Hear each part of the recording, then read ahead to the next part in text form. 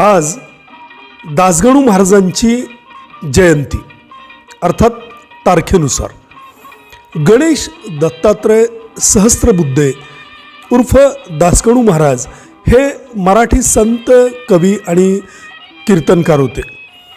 दासगणू महाराज यांनी मोठ्या प्रमाणावर केलेल्या संत चरित्र लेखनामुळे त्यांना आधुनिक महाराष्ट्राचे महिपती म्हणूनही ओळखतात.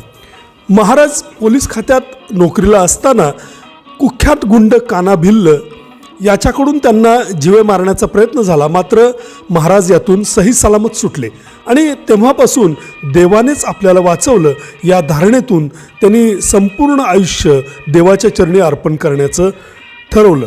श्री गजानन विजय, भक्त लीलामृत, गोदा महात्म्य, भक्तिसारामृत, भावदीपिका, शंकराचार्य चरित्र हे त्यांचे काही ग्रंथ.